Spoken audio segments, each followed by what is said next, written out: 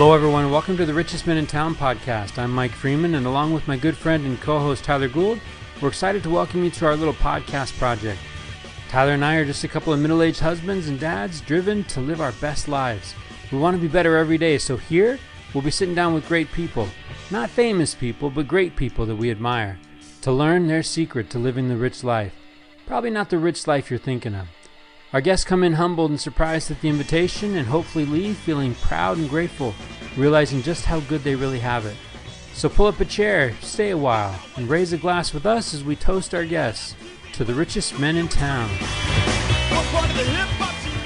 It is Thursday night, Mike Freeman, which means it is Richest Men in Town night, and what a night it was. We spent some time with Jason Rogers. How'd you feel about that?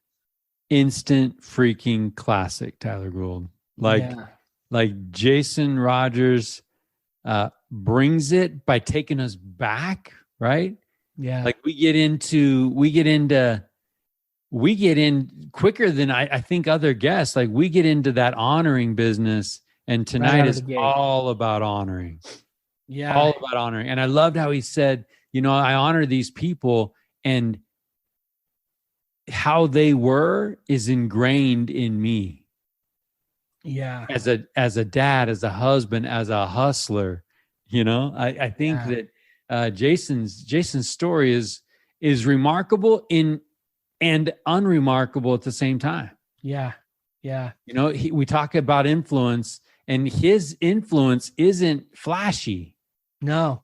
But man, you want to talk about transformative. You want to talk about long lasting. Nothing's longer than eternity.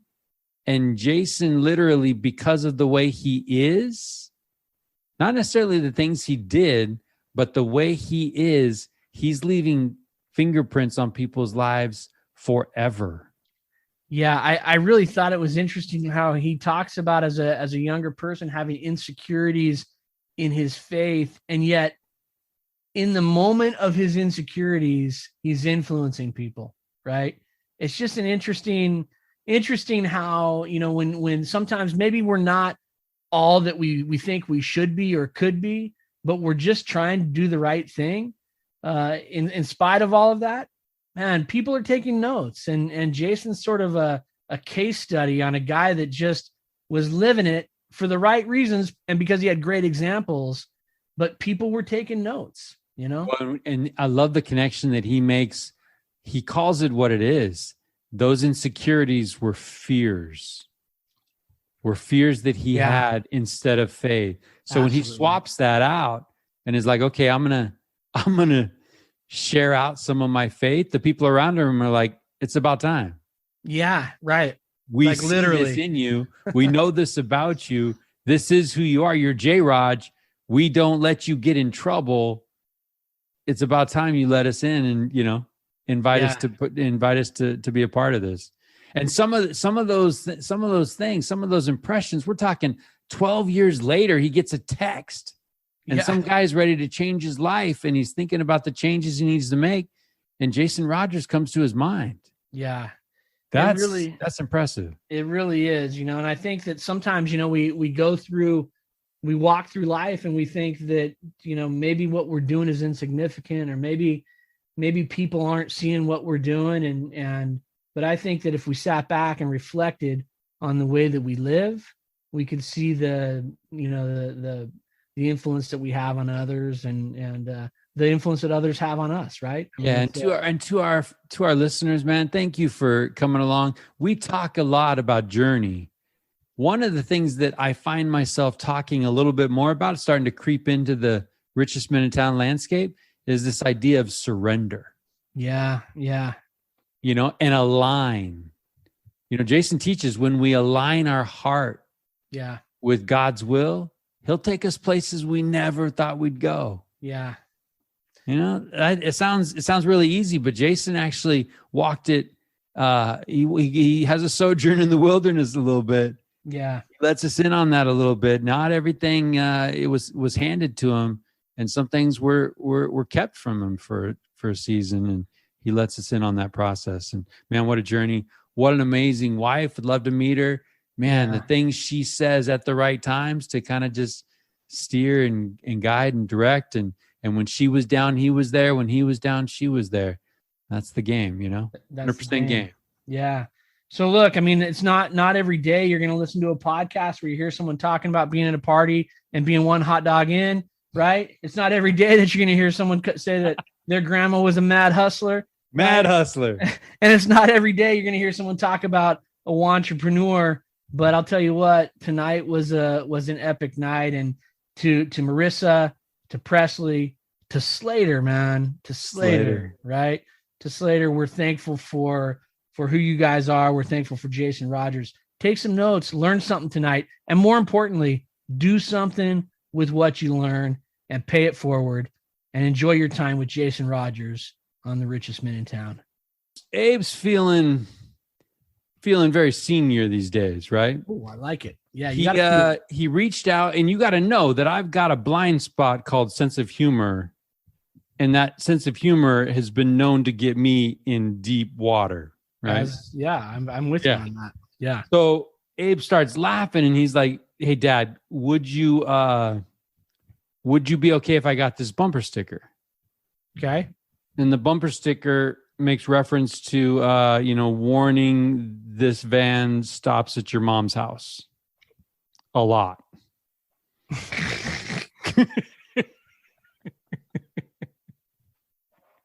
Now, I know his van is not stopping at any mom's house. Right. Yeah. I think it's funny, but I also definitely know that I don't want my son sending that message either. So that's the dilemma. Well, here's the thing that maybe I would maybe go here with your son is like, see here, son, you are going to be, hopefully, if things go well for you this year, you will be arriving at homes to pick up young ladies, and you don't want their moms seeing that sticker. Nah, it just doesn't help, Okay, but hold on. Let's go back in the Wayback Machine. Okay. Yeah.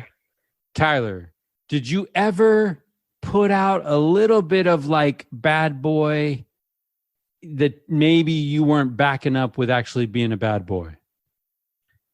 Oh, I'm sure. Yeah. Right. I mean, that's called being a teenage boy, right? I think that comes with being a teenage boy. Yeah. Yeah, for sure. So yeah. I told him, that,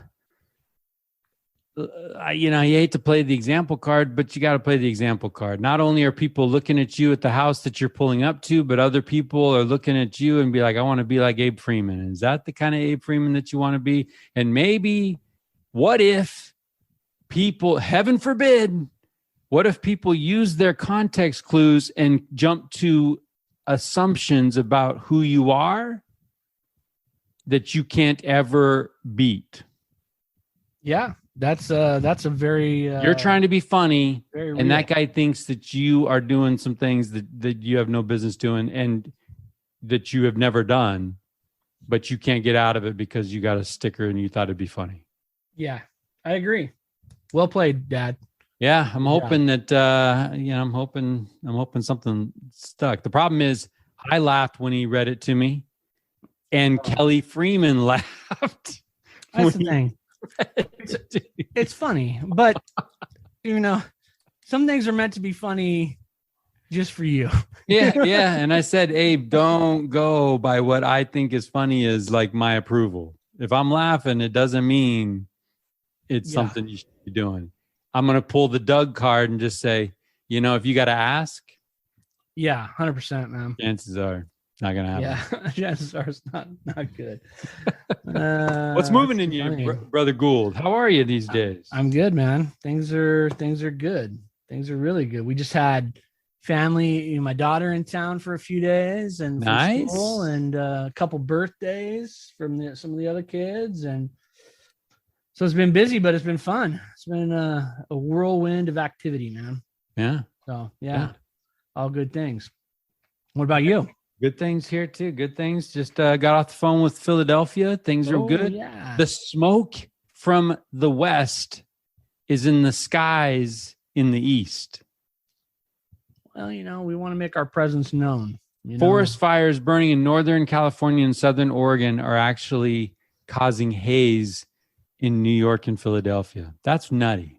That is nutty. As long as my skies and yeah, stay out of Southern California. We got other. I mean, if you get our smoke, we got jet stream issues. You know what I'm saying? That's true. Yeah. Then the world's rotating in the wrong direction. Oh, yeah. All things are. yeah. Crazy, man. Yeah. Well, that's good. So Grace is doing good. Yeah. We Abe and I we're committed, man. So on the summer bucket list, yeah, catch a fish. That's it. Right? Catch a fish. So playing a little hooky tomorrow, and probably shouldn't announce hooky. Whatever. Taking a day off tomorrow, and going to Hat Creek. I love that place. Check it off, man. We're gonna be there. And here's the thing. Here's the brilliant thing. Yeah. In the past, we've been distracted with things like McDonald's, and we got to stop by the gas station and pick up bait the morning of. All of that's done tonight. That's good. We've got night crawlers. Actually, like Kelly even approved. Night crawlers are in the kitchen fridge right now. This is good. And we're going to slay them because we're also going with a combination of salmon egg head, power bait body. And then we're going to crush a can of corn that you're sprinkling in the water. We're going to crush it. I love it, man. That's awesome. And so then from there, Abe we're going to be able to check that off. And then we're hitting the road and heading up to Corvallis and going to Nike headquarters. Can we get some photographic evidence on the RMIT page? Oh man, yeah. If you didn't catch, you don't have a picture of it. It didn't happen, man. Right? Yeah, I know. It didn't happen. So I'm feeling confident. And here's the other thing we did. Yeah, we just straight up bought new rigging. Oh, really? Just went for the like new pole, reel, the line, everything is like, we're not going to have loop. Shake off the bad juju from the old stuff. Yep. Clean slate. We are slaying them tomorrow. I'm fired up. We're going to roll out of bed like Christmas morning, dark 30, be like, let's go slay some fish. I mean, here's the thing. You got to be rolling up to your spot. Still dark. Oh, still dark. You got to be still dark. It's still dark, man. All right, man. I'm loving it. I'm excited for you. I have confidence in your plan. Yeah. And well, let's play armchair psychologist here. Okay. Oh, yeah, that's my favorite game. Here's the thing. Yeah. AP test came out the other day. Okay. Right? Yeah. I text Kelly like, "Hey, have we heard about Abe's AP test?" Yeah. Man, I'm oversharing here. This is a nationally syndicated podcast, and I'm just letting you in. Globally syndicated. Globally, you're Mr. Worldwide. I'm talking to Mr. Worldwide. Worldwide. Here we go. Yes. Hey, did you find out about? Have we heard about Abe's AP test scores? And she says, "Yeah, he called me and told me." Okay. A little self-reporting. I like it. Must have been fired up about it. Okay, so here's where I'm at. Fired up, calls mom? Yeah. Question mark? Like, am I chopped liver? You know what I'm saying? Well, I don't know how things roll in your house, man. But in my house, all things were filtered through mom. Okay. Unless they're looking for an easy yes to something. Yeah. Then things come to me, and what happens is, I agree, and then mom steps in and says, "What were you thinking?" Yeah. And then I get in trouble. That's how it works. Well, and you roll cash. You've always got cash, and so if somebody needs cash, I'm assuming that they're probably swinging by and saying, "Hey, Dad." Yeah, if they need some cash, then yeah, cash and a quick yes. And then usually what happens, they take my cash. Mom vetoes the yes, but I still don't see my cash. So here's where I'm at. I'm hoping to get Abe in the car, clear that up right now, right? Because he passed. This was a celebration. Yeah. So I'm hoping to clear that up right now. Like, hey, good news can come to Dad too. Yeah. And then part 2 of that conversation, hey, do you have any news that you want to just tell me?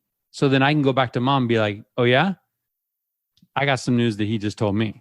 and didn't tell you.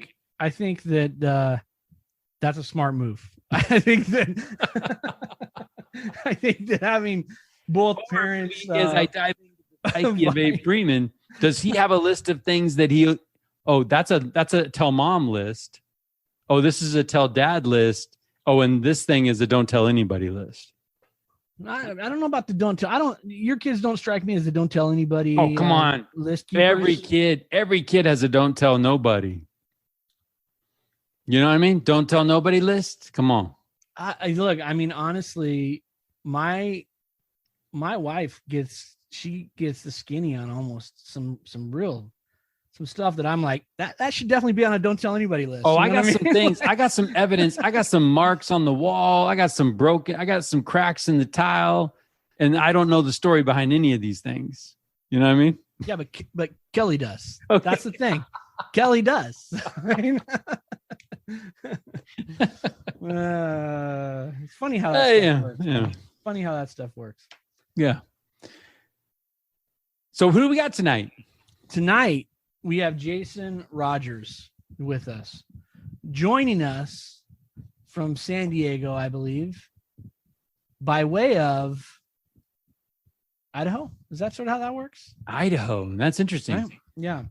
Okay. So he's from San Diego. He grew up here in San Diego. He's since relocated with his family to Idaho with, I think, half of the population of California is in Idaho as well with him. Yeah. So we've thinned things out here. That Idaho to San Diego, that traffic is not nearly as heavy as San Diego to Idaho these days. Yeah, it's a thoroughfare, you know? Yeah. So it's crazy. So this episode's probably going to be brought to you by the state of Idaho tourism. He's probably going to sell us, right?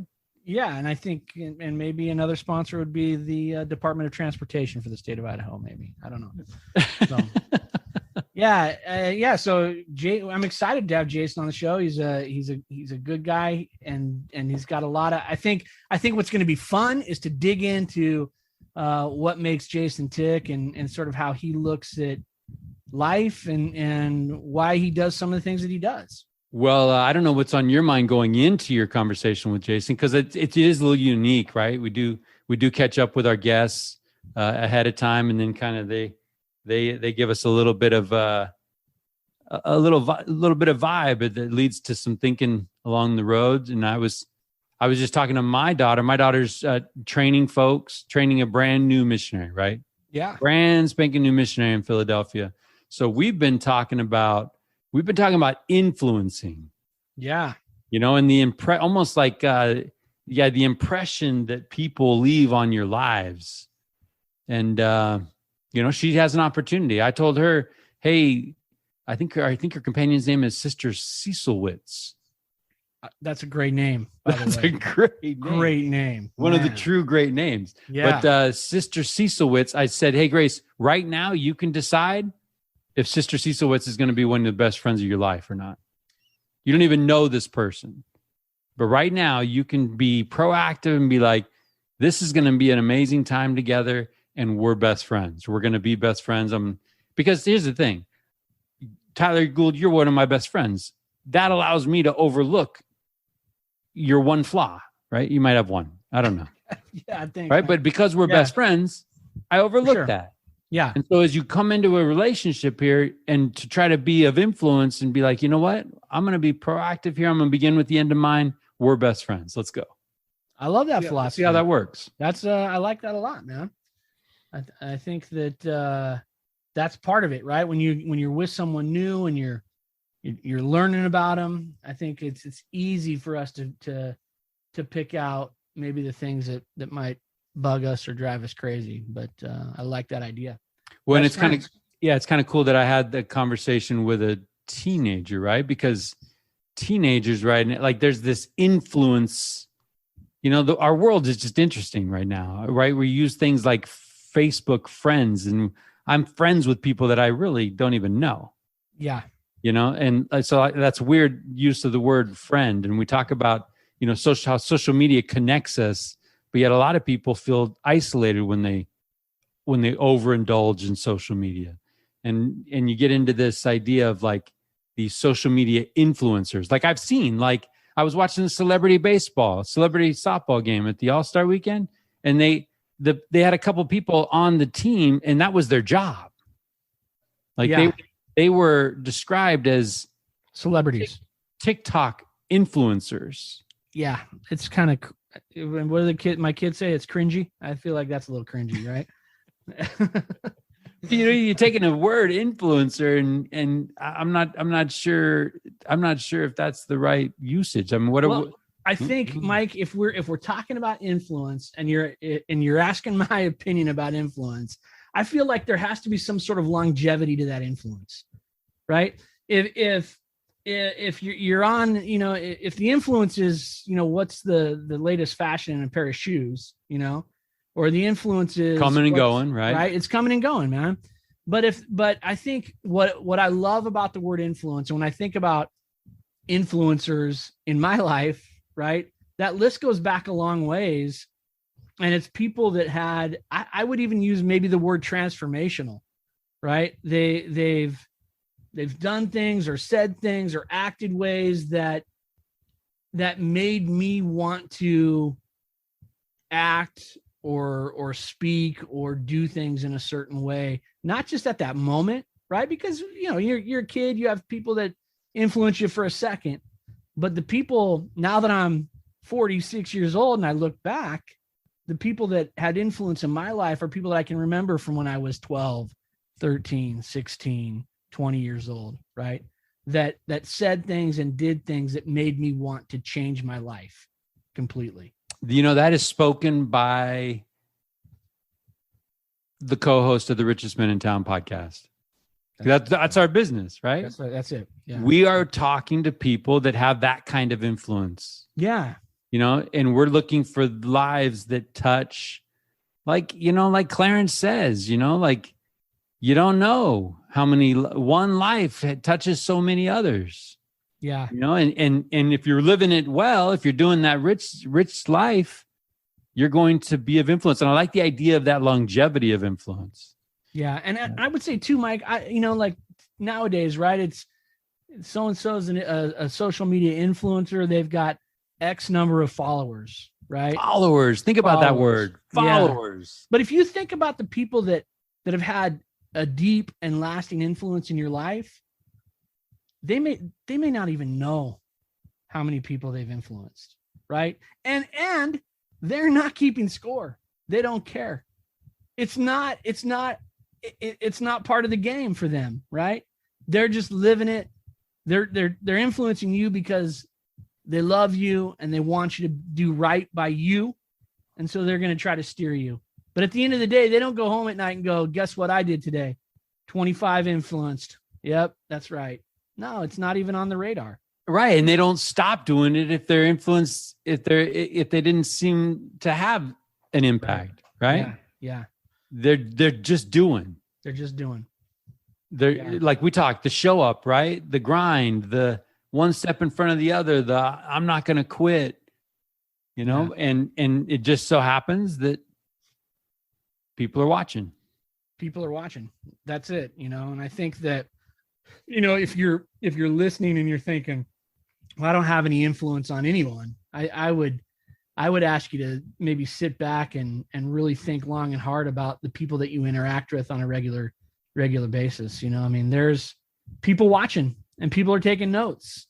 Well, hold on. So can we go ahead and share out? We had a little text exchange on this. Yeah. Can we get into that Spencer W. Kimball quote? Yeah. Because he leaves us with some homework there. He does, which I think is super valuable, right? He says, perfect. If you were to select just 2 or 3 individuals in your life who have been most influential, what specifically did they do that was most helpful to you at a critical or important time in your life? On reflecting for a few moments, you are apt to conclude that such a person really cared for you, that he or she taught you something you needed to know. Then he says, reflect now upon your own performance. Love that. Reflect on your own performance. Right? Look back, and then throw it forward. That's it, right? Yeah. And that 2 to 3, they come to the surface because, like you nailed it on that word transformational. Almost like Eric Goss talked about it, kind of a watershed moment, like like a BCAD, right? I was one way, and then I met this person, or I had this interaction with this person, and now I'm someone else. Yeah. I love that. Right. Yeah. I mean, and I think that gets into how do we want to live, right? Yeah. How yeah, Mike. And I think too, one of the things that you said in our text exchange, what if influence was about being more than it's about doing? Right. I love that. Think about that. Think about that. Yeah. It takes away this pressure of, I have to live a certain way to let people see something. And it's just, I'm just going to be, and that's what's going to influence people. I love that idea. Powerful. Yeah. And, I think of like, so recent NBA finals just ended, right? Yeah. Props to Milwaukee. Milwaukee's probably still partying in the streets. Milwaukee Bucks take it in 6. I was super moved by head coach of the Phoenix Suns, Monty Williams. So Monty Williams in the post game, they're talking to him, and he's having a moment. Right? He's struggling to find the words to even talk about the pain that he's feeling. And in the silence, as he's struggling to find the words, what do you hear in the background? Milwaukee Bucks partying. Yeah, yeah.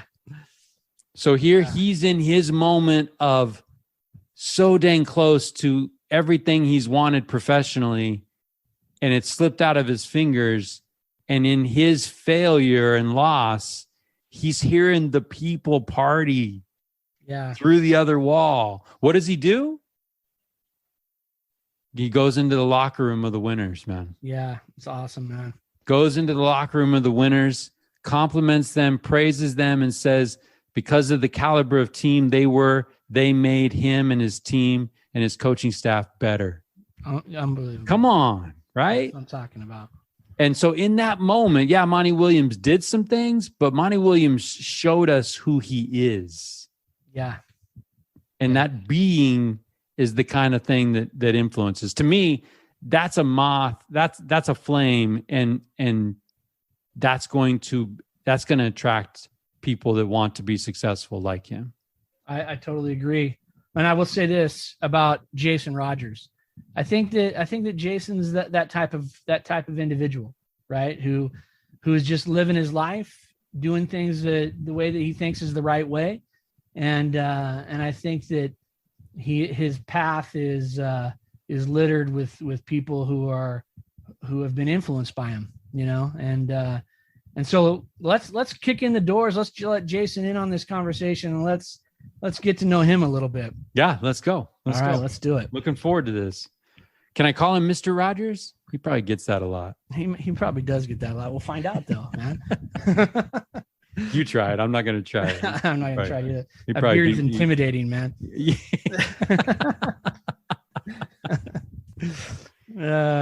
Jason Rogers, you with us? Yeah, I'm here. How are you guys doing? We're doing well. Welcome to the richest man in town, brother. How are you? I'm so good. How are you guys? Well, you're good because you're in SoCal, right? You're in San Diego. It's hard to beat that. It's super hard to beat that, man. Born and raised in San Diego, born and raised in Cal. Just recently up to Idaho, but can't ever get enough of this beautiful weather, and so here we are again, right? It's a good place to be, man. It's a good place to be. Well, we are excited to have you on the show with us tonight. We're excited about where we're going to go tonight, and looking forward to kind of digging into your life, man, and your experiences. Absolutely, man. I appreciate you guys bringing me on. I a few weeks back just reached out to Tyler, just casually, just saying, "Hey, man, super stoked with what you guys are doing here with the podcast." And careful with that. Exactly, man. I mean, I promise I was not fishing. So here we are, right? Well, here we are. Tyler, what do you love about this guy? I mean, Jason is, what I love about Jason is he's authentic, man. He just is who he is. And, you know, and he just happens to be a really genuinely good guy. And it just comes across that way. You know, I've met Jason. I met him through church a while ago, right, Jason? And from the moment I first talked to Jason, I just knew that he was the real deal, you know. And it's fun to come across people like that right out of the gate, you just know that this person is what you see is exactly what you're getting, and I love that. Well, I dig that. That's quite the intro. No pressure there, Jason. No pressure at all. No pressure at all. No pressure at all. Well, hey, I was super jealous on the pre-show call, man. There were palm trees swaying in the background.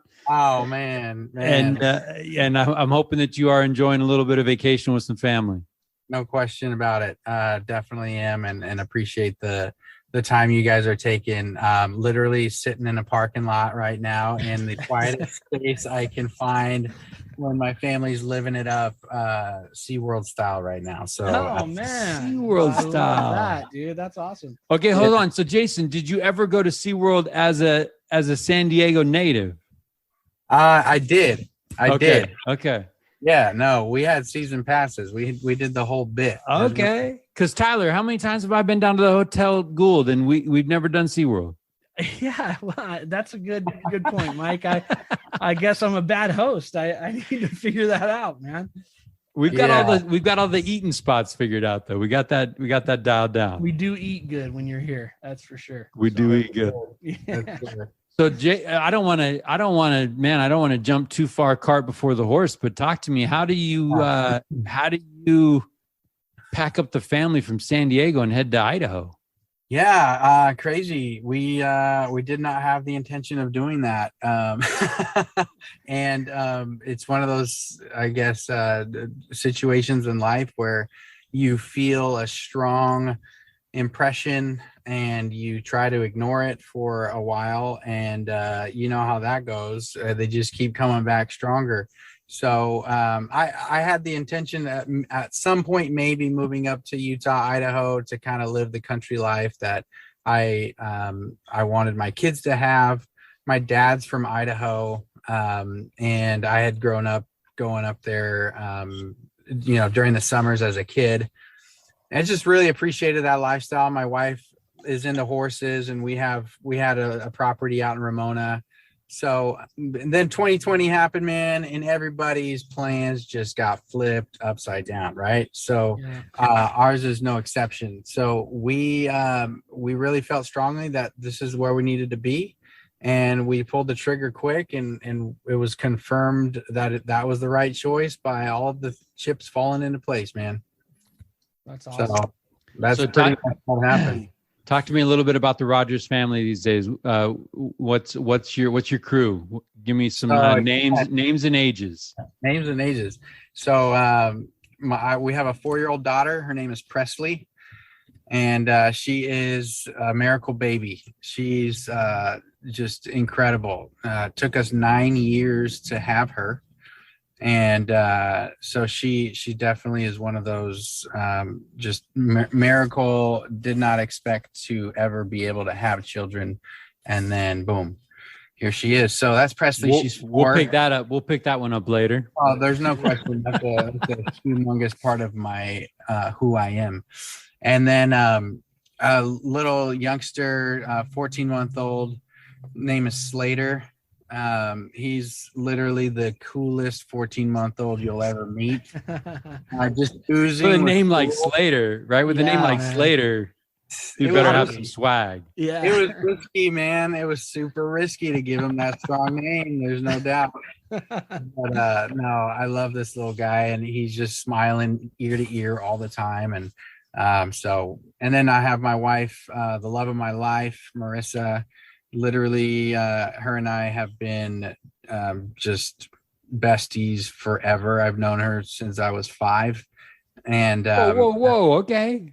Yeah. So we grew up together, literally, from kindergarten to we were in the same 4th grade, 5th grade class, same middle school crew. captain of the kickball teams, like all of that, right? So same like neighborhood cul-de-sac kids or what? Same area. We grew up in Tierra Santa in San Diego. She lived up the street at one point, but she kind of moved around within Tierra Santa. But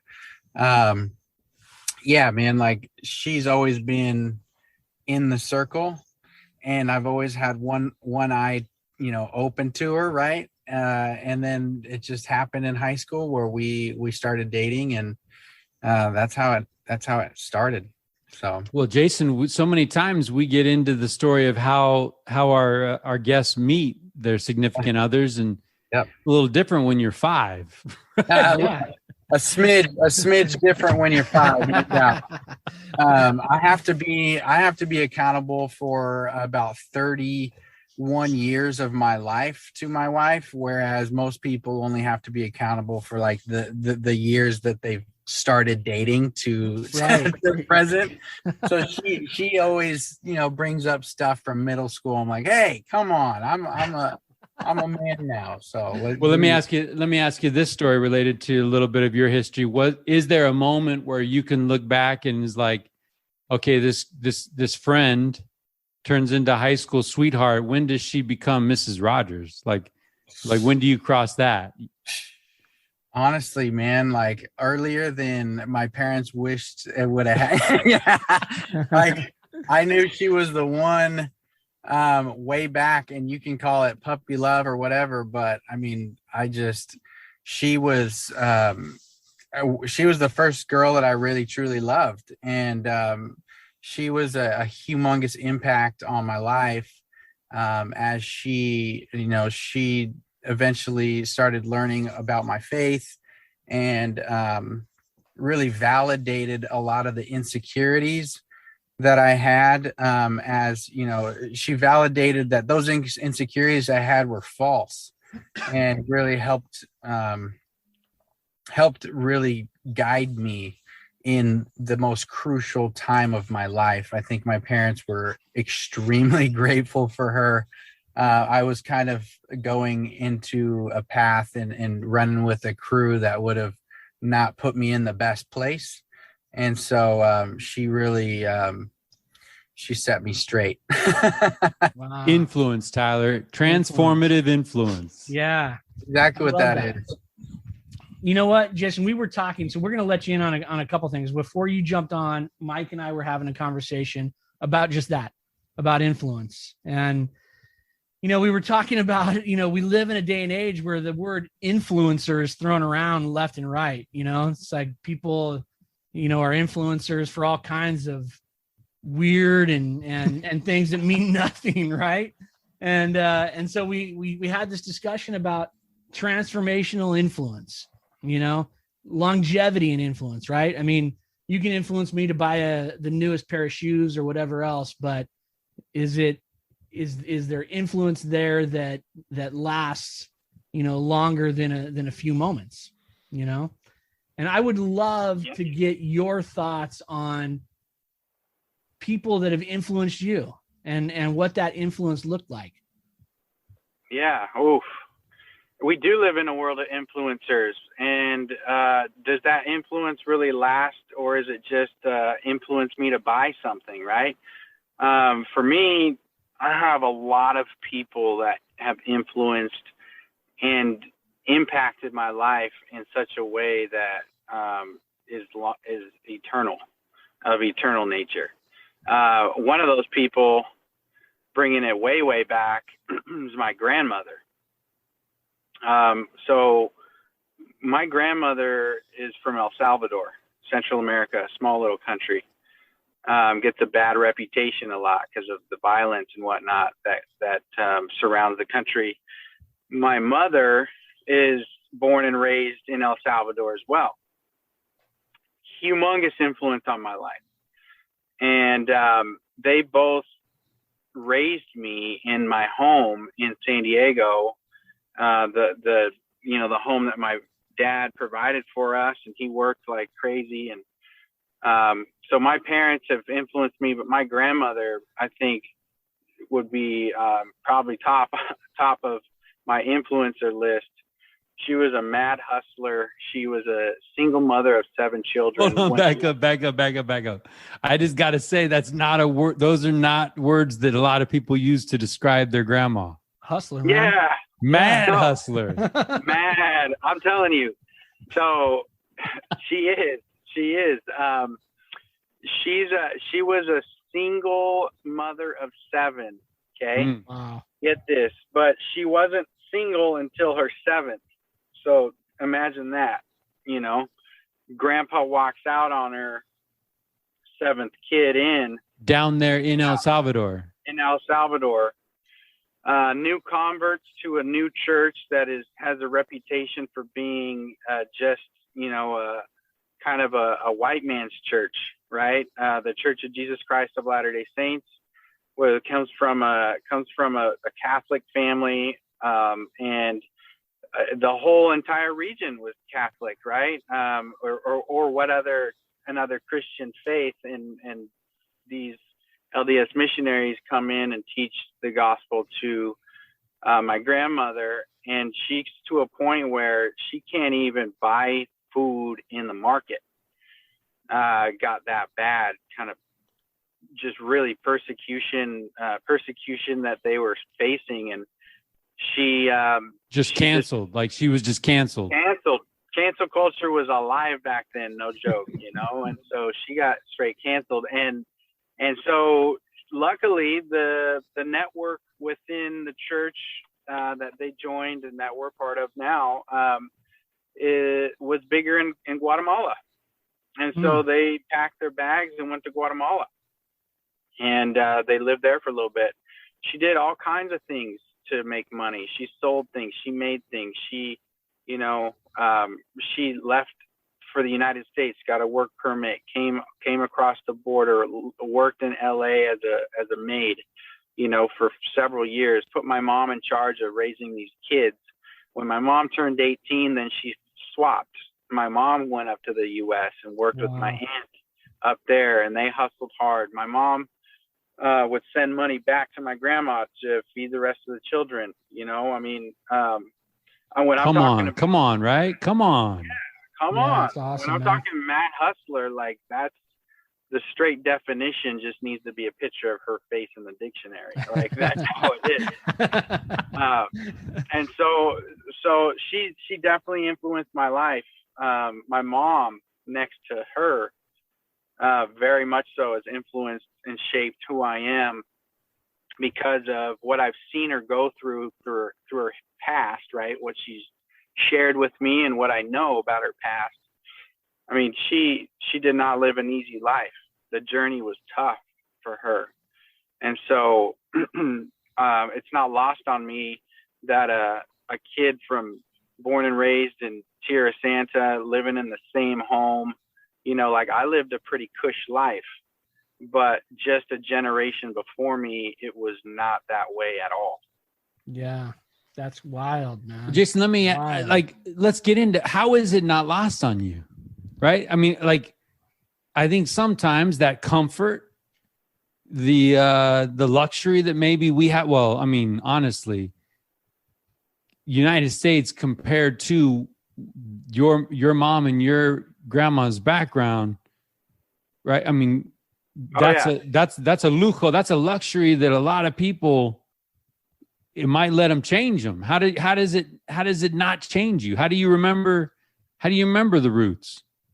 Oh man, my parents, my dad, he served an LDS mission in Central America. And so my mom, obviously being where she grew up and coming to the States, creating a family here, made it a point to share that with us by saying, okay, we're going down there. And we're meeting your cousins, we're meeting your uncles, you're meeting people. You're going to meet where you come from, the roots. We're going to walk the streets that I grew up in. We're going to sit in the living room of the house that I grew up in. This is the room where all your aunts and uncles were born.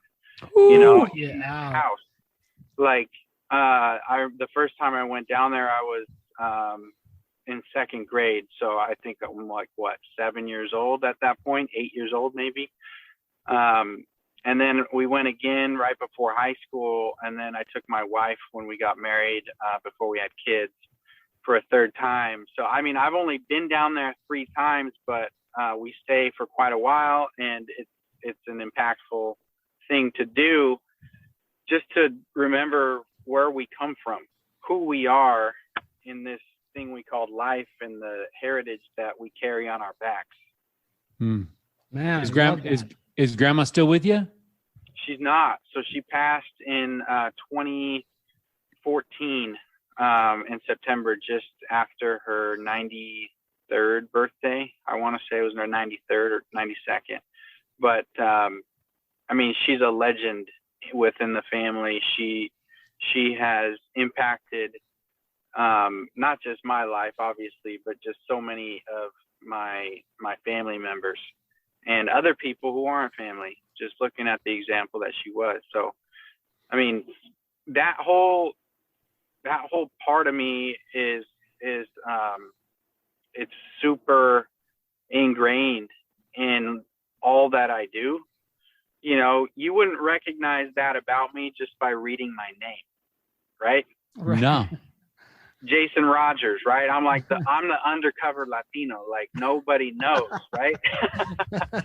So, but my mom is Juarez. So if I was Jason Juarez, like I would have that, okay, this dude, like he's half, you know, he's got that in him. But I always, and it's funny, I mentioned that because I always feel like I have to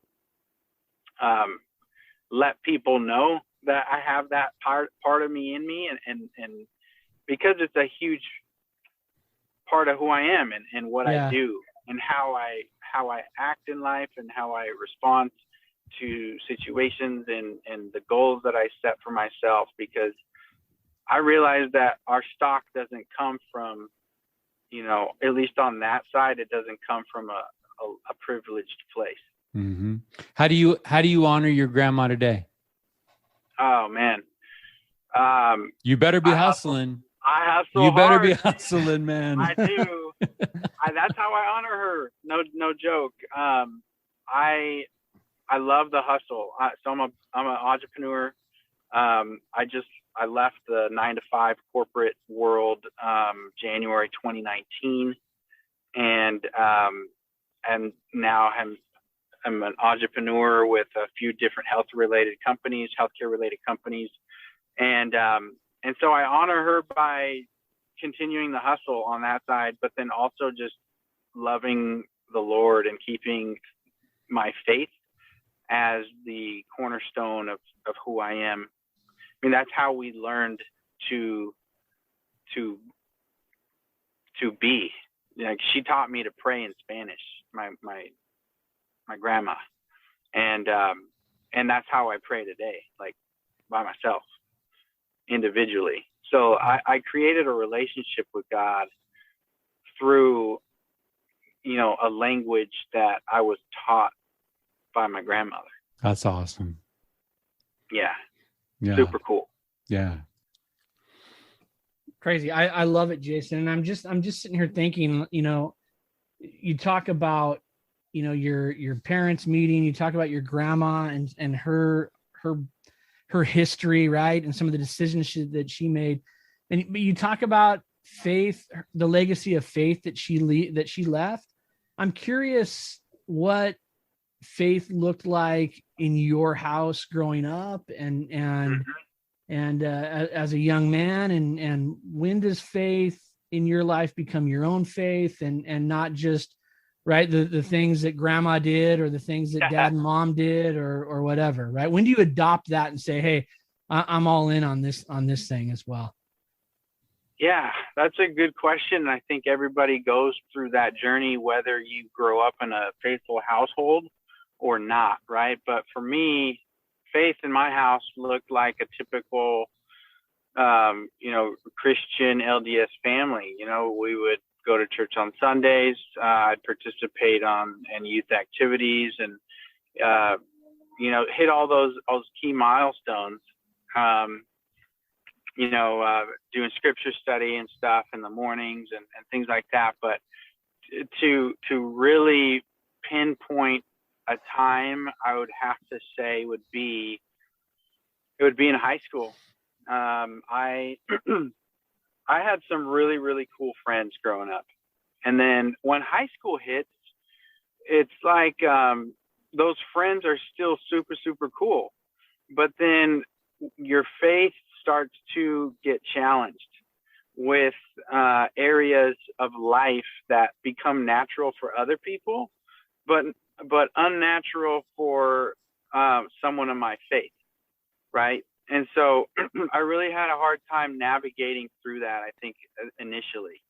And it wasn't until I started dating my wife, who, you know, Marissa, totally against the, you know, in our church, in church we have the Further Strength of Youth pamphlet, and completely against any guideline, you know, a 14-year-old. And I started telling my parents, you know, like, I'd like to go and do this with this girl. And they were super understanding. And my parents were like, you know what, let's help you nurture a healthy relationship. And let's help you nurture a healthy relationship. And what ended up happening was we were together for a year. And then I invited her to come to church with me. And she goes, finally, you invite me to come to your church. Like, literally, that's what she said to me. And like I said earlier, I think she helped expose a lot of the insecurities that I had regarding my faith, and really helped me realize that I shouldn't be insecure about those areas, that there's actually people that seek this stuff. It's not just something we read in a fiction book. Like, this is stuff that is of an eternal nature, that it resonates with people's souls. And so I saw that in her, and she made me immediately a better person and a better child of God. And so that's where I think that started to become my own. Man, can you talk for a second about just about that idea of insecurities when it comes to religion? I know that, you know, that's we're dialing it back a little bit, Jason. We're stretching your memory, but can we talk a little bit about those insecurities? Yeah, for sure. I mean, I'm a Southern California skater kid, surfer, skater, and everything that goes along with that scene, right? Drugs, alcohol, smoking, right? Those things it's just a natural progression into that age group and that scene. And for me, trying to navigate my faith and then my friendships and all that stuff, while trying to still not seem like, I never wanted to make my friends feel like I'm too good for you guys, because that's never the case. And even then I remember thinking that, and I think I was insecure about professing a faith. You know, why don't you do this? You know, and I think my answer used to always be, well, I just don't do that. You know, I don't believe that that's the right thing to do, or I don't believe that's for me. You know, right, just something like that. Right. But the insecurities come from, I think, the pressures of everyday life, and then not feeling like you'll be respected. Yeah. I think that's the fear. That's really what it is. Insecurity is fear, right? So you're afraid that you're not going to be respected. You're afraid that your friends are going to make fun of you. You're afraid that people won't understand, and you're afraid you're going to lose people and lose friends and all this. And to my surprise, at that age, I was surprised. It was a complete opposite, man. It was a complete opposite. Like, Marissa opened that door for me, though, because I was afraid to step into that space with my friends. They knew I was different. They knew I didn't really kick it on Sundays. Like, they knew that there was I was different.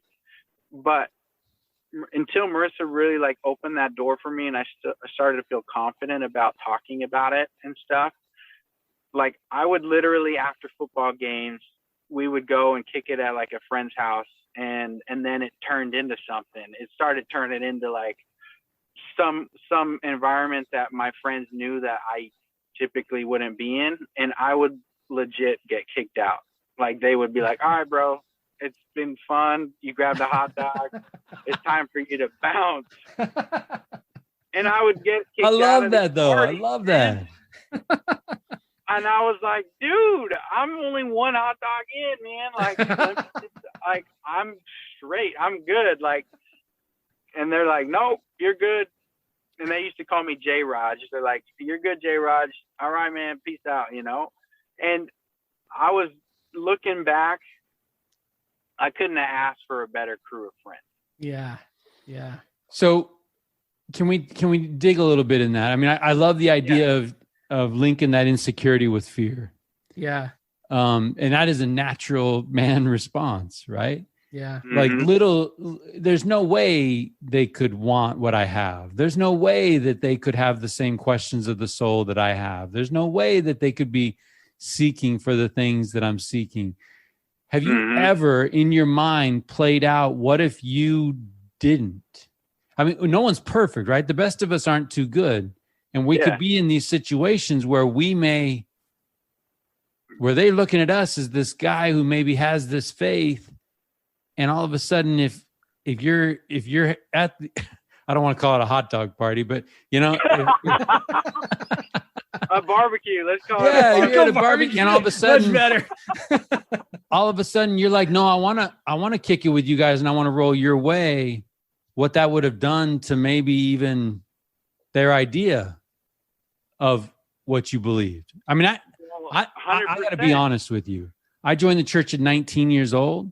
One of the doubts that came running through my mind right before, leading up to like making this monumental choice to make some changes in my life, was a friend of mine who was a member of this church who didn't walk the walk. And I didn't want to be like that guy.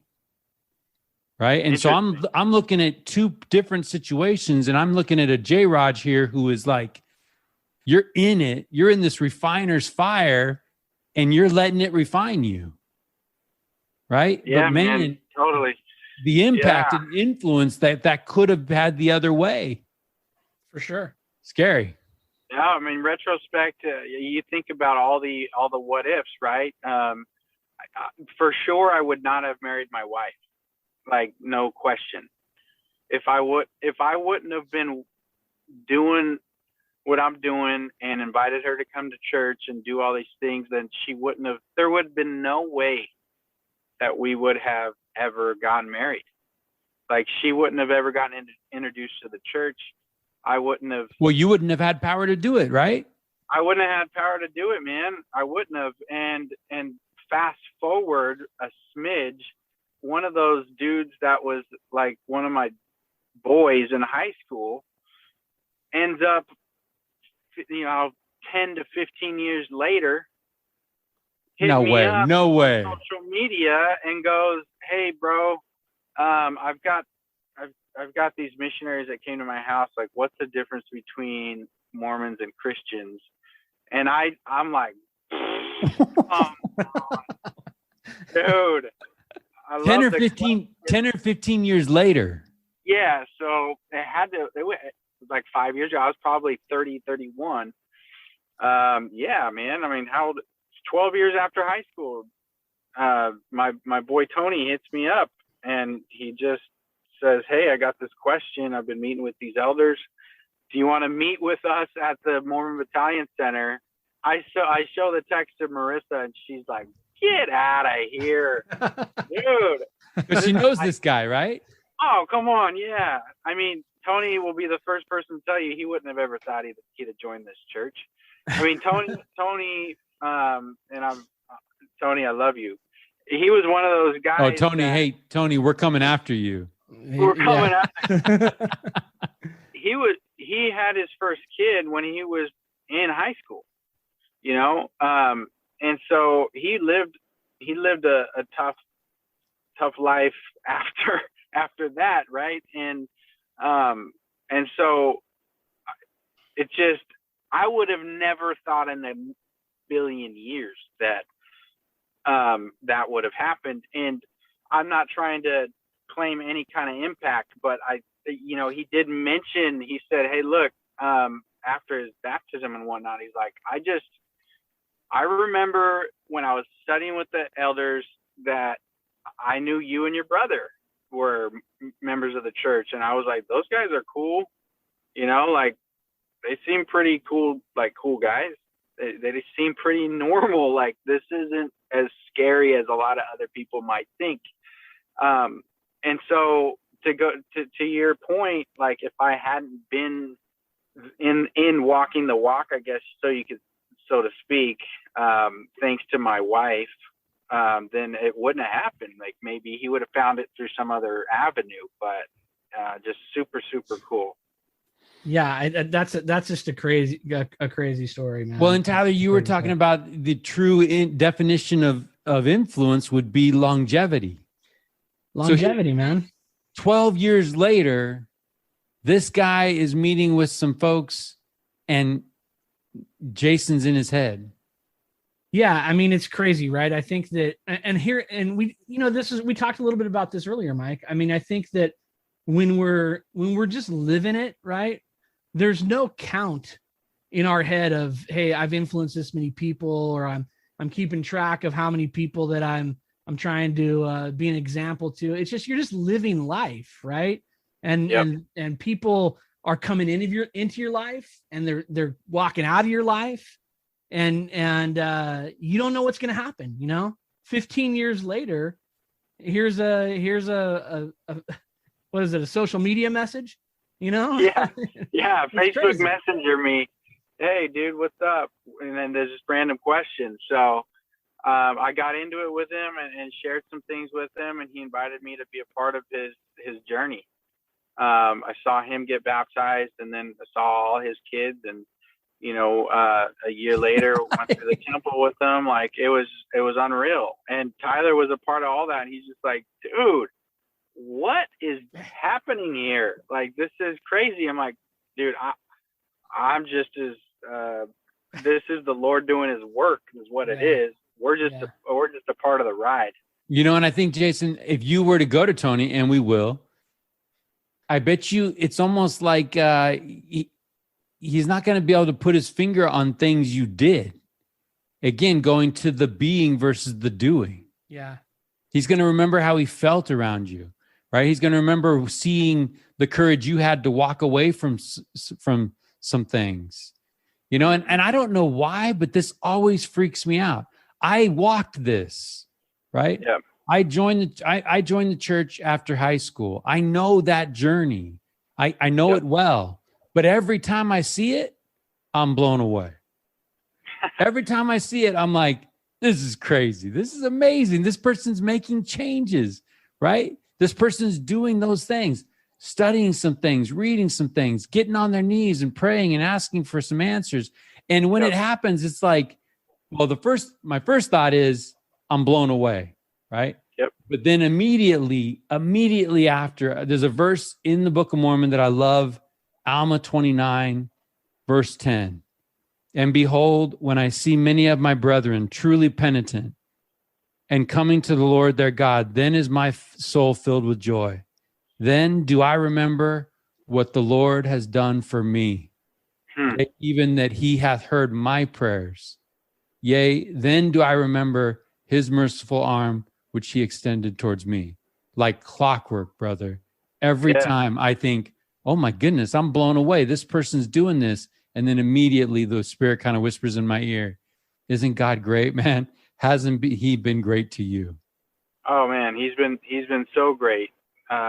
Great from a long time ago. Great since before me and my little family started, right? And that's you talk about legacy and impact. How do I honor my grandmother? Right there. That's another way right here, she was influenced by other people. So I hope to continue to do the same.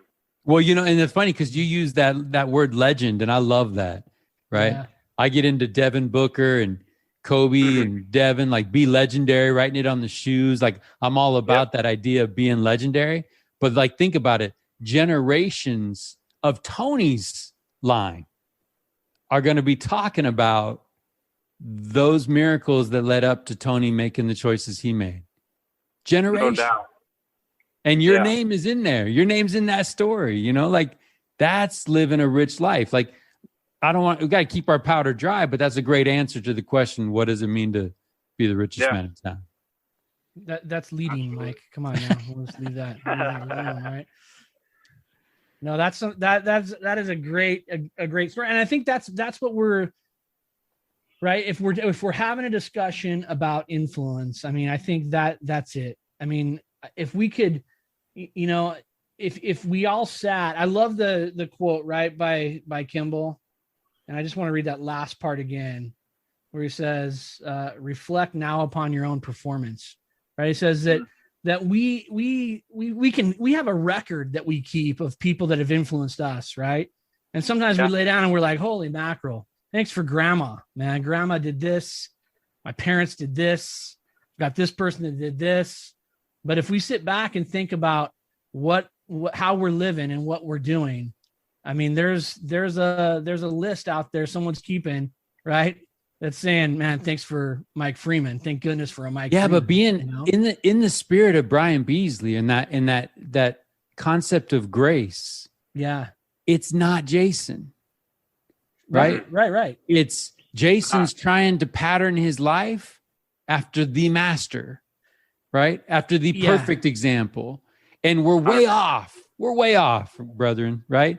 But as we try and as we get a little closer, our influence maybe gets a little stronger. Yeah. And I think that the power of that influence is it's manifest when we're not looking for it, right? When it's not the thing that we're trying to do. I'm trying to survive today. And if people see me survive today, by survive, we're talking about enduring, faithfully. Endure, right? I'm trying to survive it. And if people see that and say, shoot, that's how I'm going to try to survive it, then all the better for them, right? But we're not looking at it, right? We're just trying to endure it, Yep. I mean, I think that you say we're just trying to survive. It is not only that, just spiritually, but temporally, right? We're living our 9-to-5 jobs, or we're trying to support family. We're trying to just live.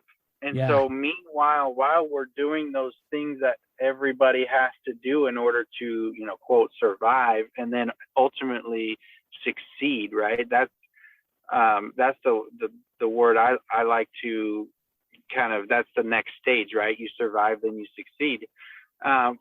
While you're doing all that, in the grind of things, you still have to be 100 with the Lord.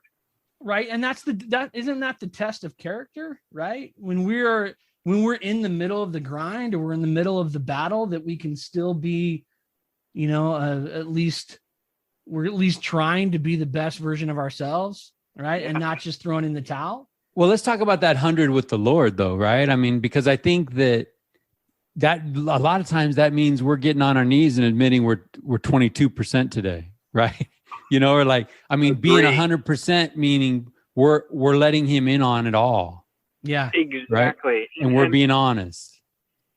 I want to touch on that too, because when I say being 100 with the Lord, I really mean exactly that. Letting him in. I think some of the best advice I ever received was get on your knees and invite the Lord to be a part of your day every single day. And when you allow him to be a part of it, he makes miracles happen. And he takes you to places you don't think that you would go. Yeah. And oftentimes we try and be 100 on our own, right? I think Tyler and we talked about this before, which is like, you know, we have pressures as LDS people or Christians or whatever, right? We try and sometimes be perfect. Be ye perfect, right?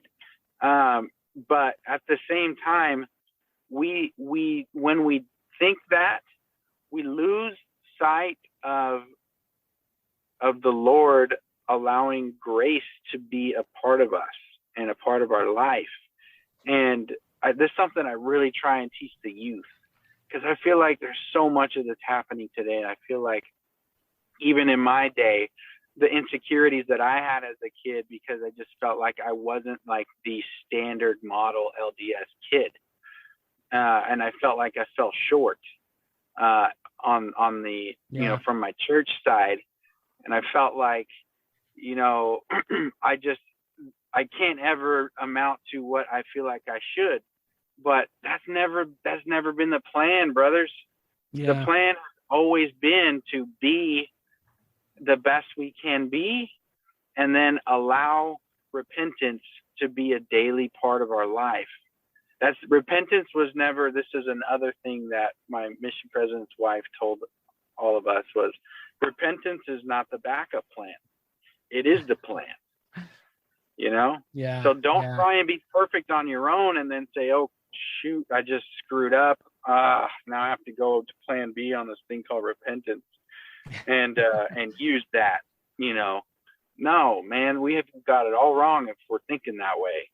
You know, Man, we still Jason, try and, can I jump in really quick? I'm totally on a rant right now, but I feel so strongly. I love it, man. I love it too. The other day I was listening to my go-to when I just need a spark, right? We talked about sparks a couple episodes ago.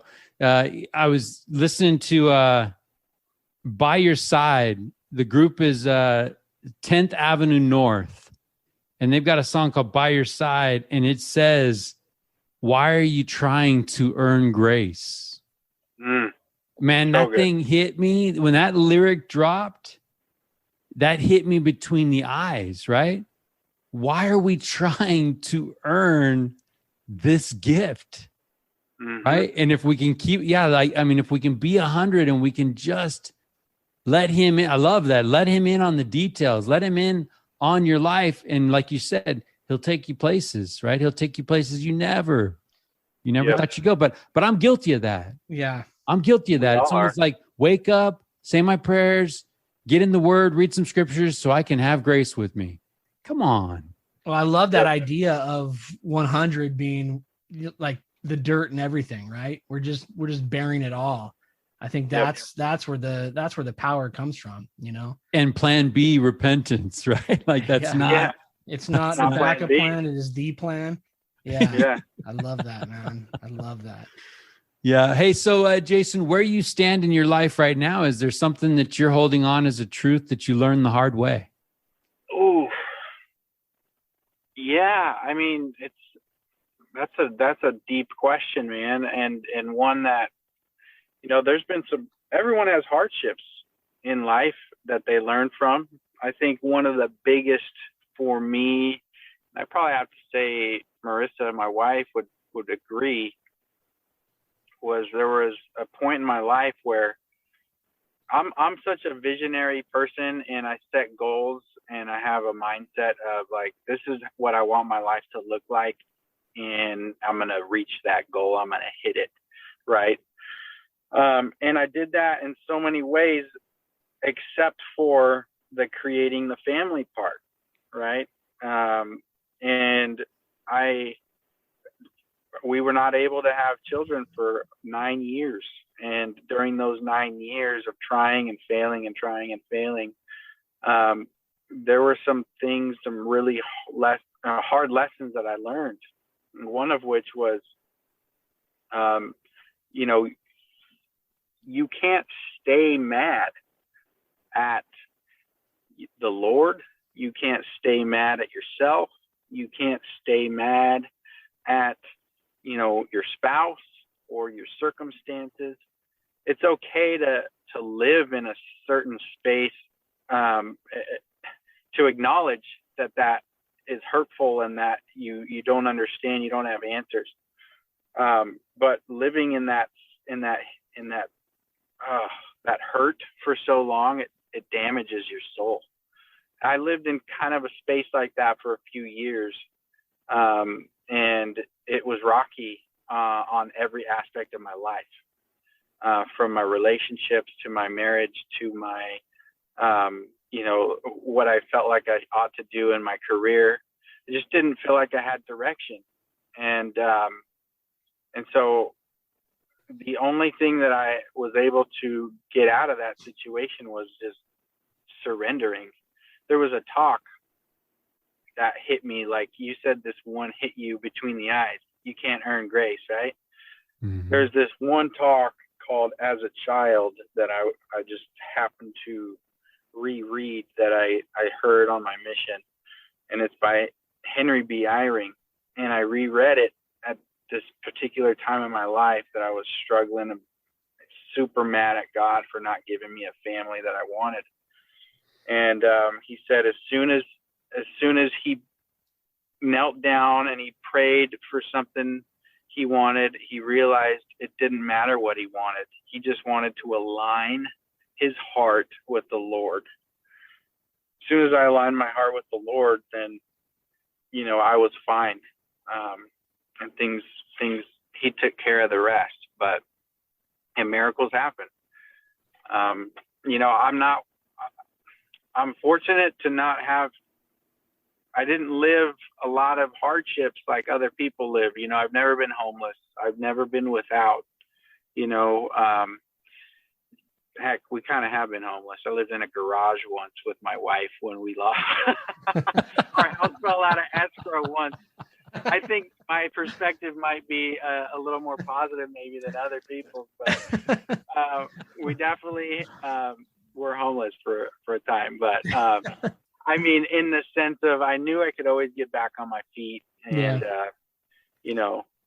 things like that. So, but hey, good catch though. Because if Marissa listens to this and she says you've never been homeless, and she's going to be like, "What about that garage?" Yeah, that was freaking homeless, dude. Come on. There's no doubt she would. Like, there wasn't even a stove. It was like a bed and a hot plate. Oh man, that's like missionary accommodation. Yeah, dude. Right There. Welcome to your mission. Bad. Man. It was bad, but yeah. So she's seen me through so much drama and trials of me in my career trying to find my way. And she's always been super, super supportive. I mean, I look back when we were newlyweds in Logan, Utah, college students, right? And just got married. And I'm like, I don't have any money for groceries right now. I'm not going to call mom and dad. I just got married. Like, this is my job, right? So I just took a book, a page out of grandma's book and said, I'm going to go hustle for some money. And I went to Lowe's or Home Depot, grabbed a couple cans and some stencils and a backpack, took my skateboard to the richest neighborhood and started painting curbs for 2 hours. Said, hey, you want your address number on your curb? I'm just asking $10. And I hit up like 8 houses and came home with $80. So that was the job I ended up doing through the rest of college. That's awesome. Grandma would be proud of that. That's a hustle. Dude. That's a hustle right there. Jason, what do you I love and I appreciate you sharing, the journey of forgiveness, right? And of not hanging on to that. But, that I'm sure there's going to be people listening, right, that are like, yeah, that's maybe easier said than done. What would you say to that person that finds himself in a spot where things just aren't what they had hoped they're going to be, and maybe they aren't going to be what they hoped it was going to be? That's a tough pill to swallow. And what would you say to that person? Yeah, it is tough because I've been there, man. I really have. And I would say when you surrender your will completely, it's really the most freeing thing that you can do. And I thought that I had at several times during that journey, and I was just bitter. But until you really just surrender it and just give it up, it's not yours to create. It's not yours to have. It's not your time. I think when we think of our lives, we always want to be the masters of it, sometimes. Yeah. But when we allow the master to do his work, we'll be a happier people than we can ever make ourselves. And that's such a hard lesson to learn. And how can I tell somebody that that's the outcome? I would say stay faithful, stay close to the Lord, and don't run. Yeah. Don't run, Yeah. I love that. I love that thought. And I think that, there's this, right. The principle of seeing it through, right. That we have to kind of stick through it, to walk through it, to be able to see the potential blessings. And I think the interesting thing is sometimes those blessings aren't what we hoped they would be. Right. And I think that's a difficult thing for maybe for me or for anyone to wrap their head around.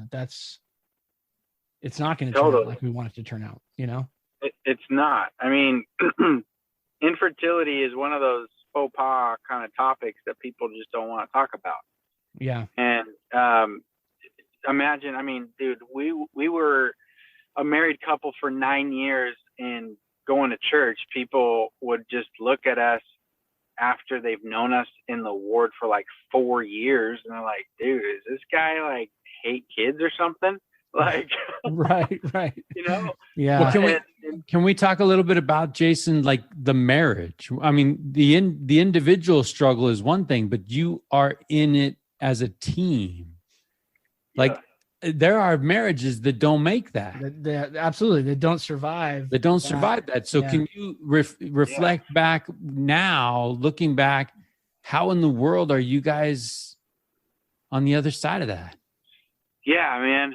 I know a lot of marriages that didn't survive that and that don't. It's hard on both people in the marriage and on the couple. I think for us, I've always told Marissa that she's my number one, no matter what. And I know that we are that for each other. And man, it was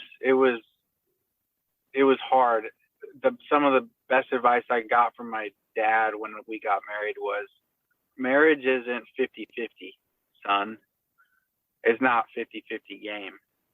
It's not you put 50%, she put 50%, and then you make 100. It's a 100-100 game where each of you have to put 100% in and not expect the other person to do anything, and because you love them.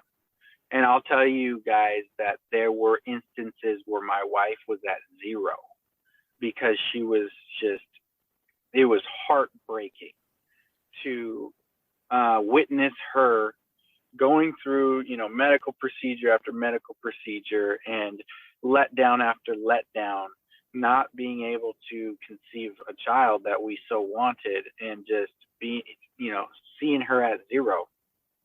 And I had to be the 100. And then there were years where I was at 0. Years. Yeah. Not like a bad Monday. No, man. It was at least a couple years. At least.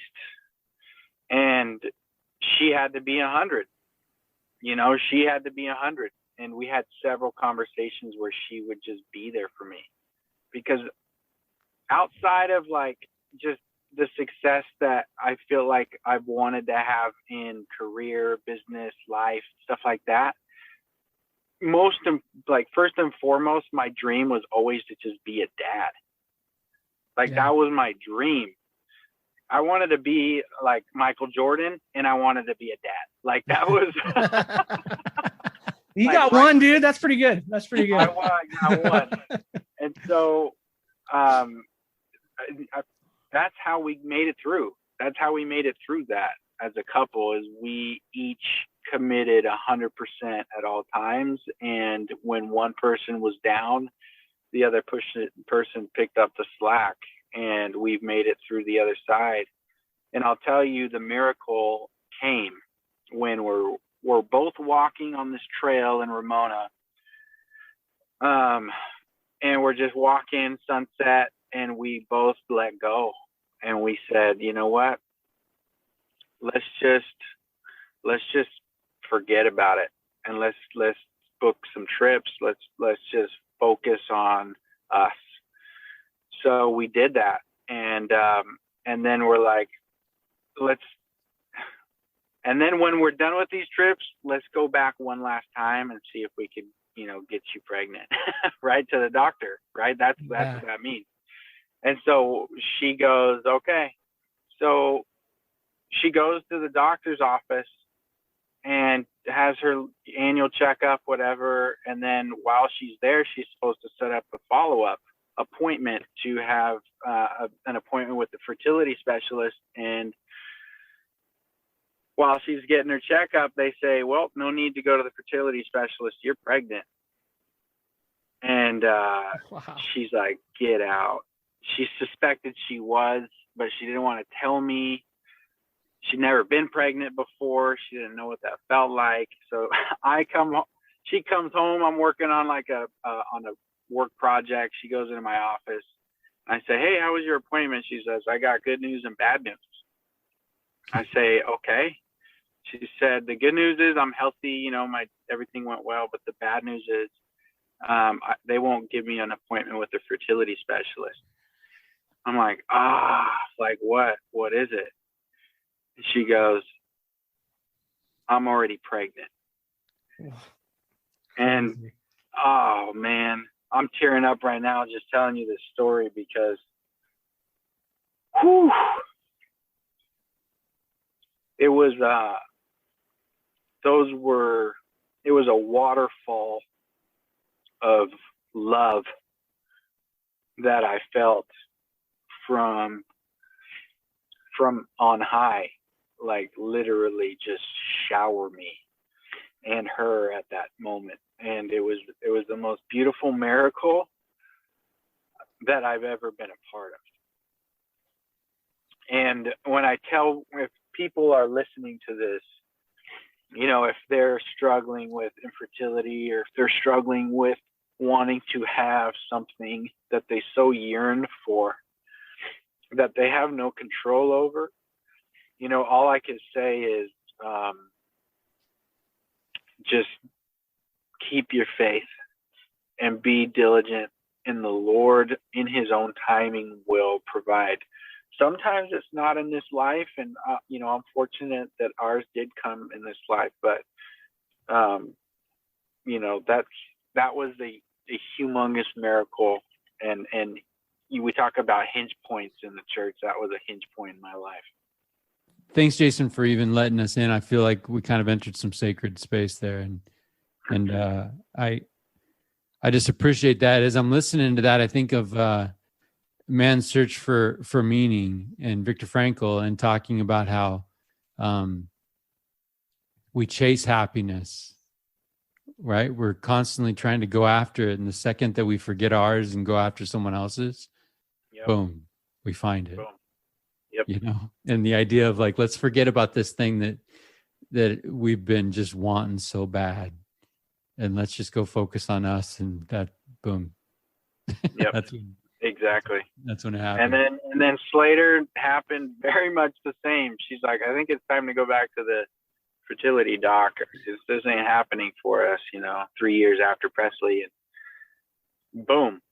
She goes, right before we're supposed to go to a friend's birthday party, she goes, I think I'm pregnant. I'm like, I don't deal with I think. We got to go straight to CVS. You're about to do that awkward thing you do and show me that positive side. And sure enough, that's how it happened. So can we further intrude here? You let us in on when she let you know. What was it like? What was it like when Presley comes into the world? Oh man, it was it was the most incredible thing, you know. So she was born here in San Diego. I was employed by the hospital that she was born at the time, which was super cool. I was a part of the business team that opened this brand new hospital overlooking La Jolla, direct, you know, views of the temple and the, you know, the homes and the ocean. It was just gorgeous, right? And my wife endured 40 hours of labor. Wow. Yeah. Talk about an entrance into this world and a mother's strength. I've never experienced that much resolve, witnessed that much resolve and courage in a person in my entire life. And when she brought her in, I had created a relationship with the doctors since I'd worked there, and I worked closely with the doctors. They let me be shoulder to shoulder with her when Presley was born, and I put my hands right there on the doctor's hands, and we caught her at the same time. And it was just magic, just the most beautiful thing you've ever seen. And the little baby cry, the whole, you know, that whole experience, you'll never be the same after you witness the birth of your first child. Amen. Transformative, right? Transformative. It is transformative. I remember leaving the hospital to just switch our parking ticket or whatever to like put more money in the meter. And my wife and Presley are in the room, and I come back and I tell the guy, I'm like, hey, you know, my wife and my daughter are in that room. And I just started crying to the guy, and he's like, is everything all right? I'm like, everything's perfect, man. I just said my daughter, and you don't know how long I've been waiting to say that word. So definitely transformative. Okay, I got a couple of entrepreneurial spirit guys here. I just want to throw something out. Yeah. What a freaking miracle marriage is. Jason just broke this thing down for you. If I came to you with a business proposition, and said, I need you to be 100% in and no expectations on the other end. Yeah. How freaking risky is that, right? Like all your eggs are in that basket. You're all in, and she could crush that basket at any point. And you're not holding things back on condition that she meets you halfway. Yeah. That's wild. I mean, it is wild. You think about marriage in that kind of a sense. I would never make a business deal like that. Yeah, I'm not signing up for that, man. That's why our hearts are our hearts, right? But that's the only way it'll work. It is the only way. You start pulling back. Yeah. It's the only way we survived, dude. It's the only way we survived in our experience. Is 100%. It's crazy. It's crazy. So Jason, now you've got two little ones, right? You said Presley's 4? Is that Presley's right? 4 now, yeah. And Slater just turned 1 a couple months ago. Okay. I just think it's funny that we're talking to you and your dream was being a dad, and we're talking to you and you're in SeaWorld parking lot being a dad. Yeah. Yeah. Like that's just awesome. I love it. So let's talk about manifestation for a second, right? Yeah. So like those walks that Marissa and I used to take, we would continue to do those as we had Presley, and we'd push the stroller on that same exact trail in Ramona. And I said, you know what? It was just, I was getting kind of tired of the grind. I had been working from medical device company to medical device company, then, you know, landed at a university health system doing business development, and had really been fortunate in my career to really hit some really big milestones. But the stress was just there all the time. And I told her, I'm like, I dream of a day, and I want to get to this point where I can take you guys, my family, with me. We could travel wherever the heck we wanted to, hitch up a fifth wheel trailer and go to Yellowstone, and I take a conference call, and and I teach Presley about our national parks, like in real life, not just out of a book. That's what I want to do. And she's like, all right, well, what are you going to do to make that happen? You know? And so I just little by little started creating these little stupid ideas that turned into companies. I love it, man. I love that. And here we are doing it. And now, you know, it allowed me to move up to Idaho and to be an entrepreneur on the go. But truth be told, I mean, this is, we learn from other people. You talk about impact, okay? Started the show with, or influence. Started the show with that. This, one of my mentors is a humongous influence on me. His name is Richie Norton. Richie is an entrepreneur. He's a lifestyle entrepreneur. Like, he's a member of the church. I came across his book in a Deseret bookstore, just browsing because my wife was looking for stuff. I'm just like browsing the book aisle, and I see this title, and it says, "The Power of Starting Something Stupid." And I was like, that is an interesting title, because I have a lot of stupid ideas that I'd like to start. And this was literally like a couple weeks after we had that walk, and I told her what I wanted my life to look like, with traveling and not being so stressed and being able to kind of work on the fly and being an entrepreneur. I bought this book, I read it, and it changed my life.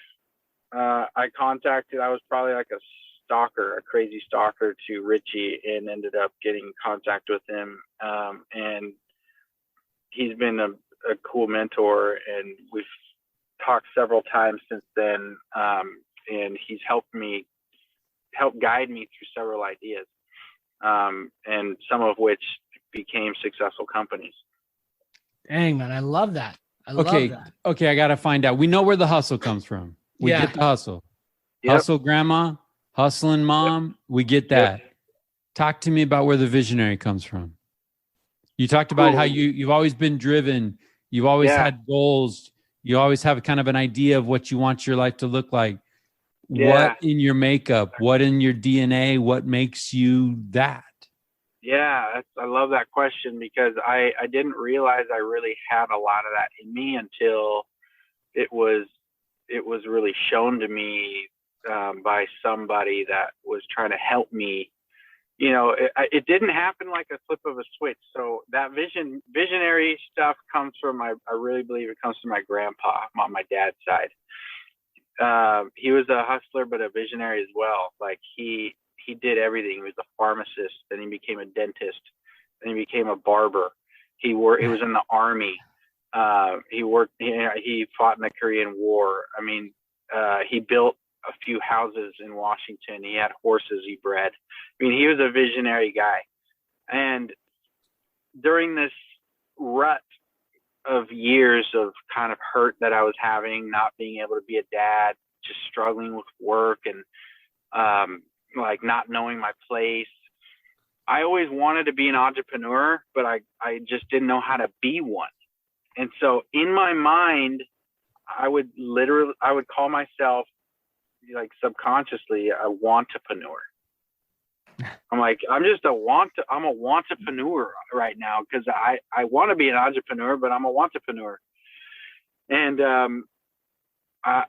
I reached out to a friend of ours in St. George, who my wife told me to reach out to her. She does some energy work and stuff. I'm like, I'm not into that. You know, it's just kind of like, I've seen people do that. I'm not into that, right? She's like, no, just talk to Julie.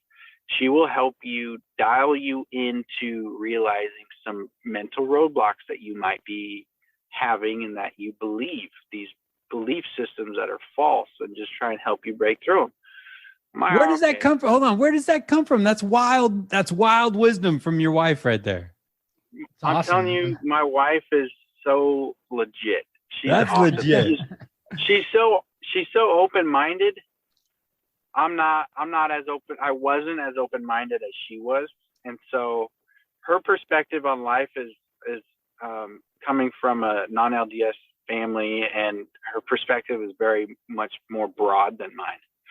And so I would never have thought to reach out to somebody like this, right? So it's not like they're a psychic or anything. It's just that they help people channel their energy and find out where their roadblocks are within that energy. So I reached out to this lady, friend of ours now, named Julie. She put me through this session, and she's like, talk to me about your family. And a lot of this I learned comes from your family, your line. And she's like, tell me about your grandpa on your dad's side. She's like, whoa, that guy's got vision. He's got that. I feel like you have a lot of that in you. Your grandma on your mom's side, she's a hustler. Like, she really has a lot of that, and you have that in you. You know, where's the block? Where's the roadblock? Tell me about your parents. Tell me about your parents. So I'm like, my mom, she's a hustler too, blah, blah. You know, tell me about your dad. My dad is awesome. He's rock solid. He's worked the same job for 40 years. She goes, well, do you feel like you need to be kind of like that? I'm like, I don't know. Like, that's the only example that I've seen as a man, like just working the 9 to 5. Like, and he never left his company. Like, that's all I know. She's like, there's your roadblock. Like, your dad chose to do that because that's what he wanted to do. You don't need to do that. You don't worry about that. Don't create that fear for yourself. Be like your grandpa. Your grandpa switched from being a barber to a dentist to a pharmacist, was in the army, built homes and bred horses. Like, that's you. Your dad will be so stoked if that's who you want to be. And as soon as that kind of was brought to my attention, I just really just hit the ground running on that. And my wife has supported me every stretch of the way. I mean, it hasn't gone without some risk involved, but fortunately, hey, risk it for the biscuit, right? Risk it for the biscuit, man. And the biscuit's been pretty decent. So I'm just grateful. Hey, Jason, I need to call that lady. I got roadblocks. Dude, you got roadblocks. I could see him in you now. So, Jason, you've got 2 little ones now. What are you hoping that they're going to learn from you as a dad, right? The dream is to be a dad, right? Yeah. What are you hoping they learn from you?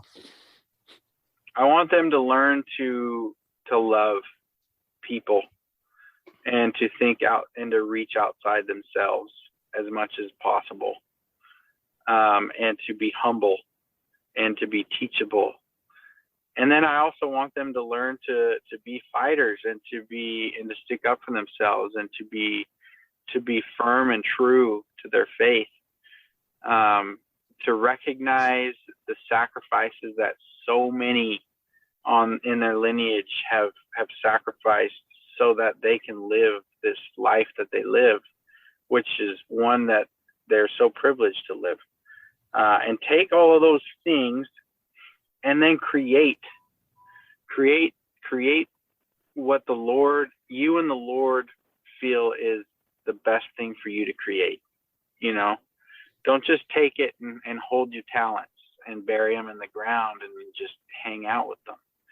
Like, my kids are born with a ton of talents, and I want them to be able to learn to multiply them and to share them and to do those things. You know, I want my daughter to know how to run a business before she graduates high school.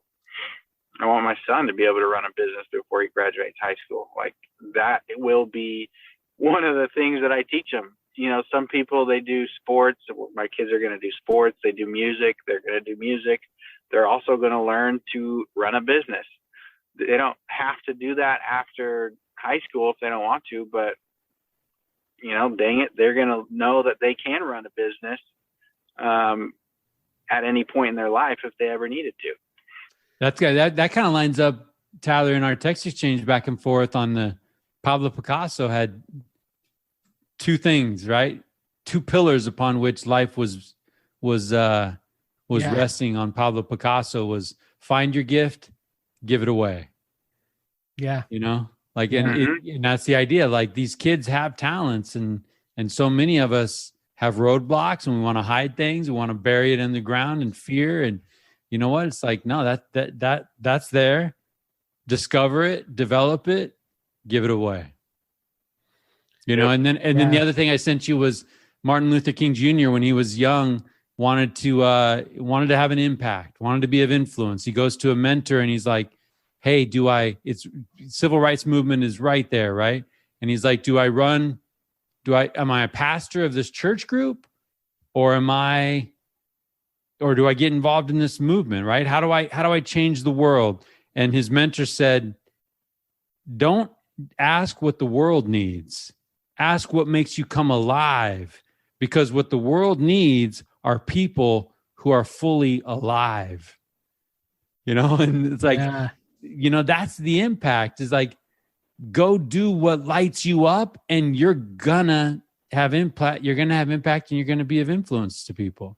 You know, it's like, instead of asking the question, you know, how can I change the world? You know what? Go be alive. Go tear it up and you'll see how much change will actually happen. I dig that idea, you know, and you name a kid Slater, man, stuff's going to happen. Yeah. Coming alive, man. No question, man. That was aggressive. That was my wife. She said, this boy is going to be named Slater. And I thought, whoa, he is. And that's a sick name. And that's his name. Like, well, you know, Jason, too, I love the idea of like, teach them their faith. But as you've shared with us, their faith isn't just theirs. You know, it's the faith of their fathers. It's the faith of their mothers, the faith of their grandfather. And that's how it is for all of us. Right. And when you put it like that, man, we got to keep it. We do. Think of the sacrifices. Think of the things that have been put on the altar. You know, like we owe it to that legacy. No doubt about that. I mean, all of us have, we talk about a rich life. We have a rich heritage. You know, we have some rich ancestors in terms of what they've put up on the altar, what they've sacrificed, with the shoes that they've worn, the roads that they've walked. And I think of that often. I really do. I don't know if I would have had my grandmother not lived with me every day of my life until I left the house, but she impacted me in that kind of a way. And so I want my kids to recognize that too. I mean, my daughter talks about her. She's never met her, obviously. Like, she had already passed. And she calls her Mama Joey. She sits in her room at my parents' house and she plays with her dolls that she had. And I mean, she talks like she knows her, you know, and at some points I feel like the veil is so thin with these little ones that our ancestors are so much looking out for us. They know, just as Christ knows and our Heavenly Father knows what is yearning our soul, what we want and what we need. And, you know, I'd like to believe that they're on the other side cheering for us and being advocates for us. Yeah. Yeah, they're not gone. They're not gone. Yeah, that's powerful, man. What, Jason, what gives you hope these days? Up in Idaho, right? Up in Idaho. I don't know if you're in the spud business or what Idaho looks like these days. What gives you hope up there? This community that we've moved into is unreal. It is. Even as a Californian, even as a Californian, man, with the plates and everything, driving through the town where it is. Nothing got thrown at you while you had California plates? Close to it, man. The looks were pretty sideways for the first couple months that I had those plates, you know. But I'll tell you what gives me hope is, even after last year, we roll up in a U-Haul. Okay.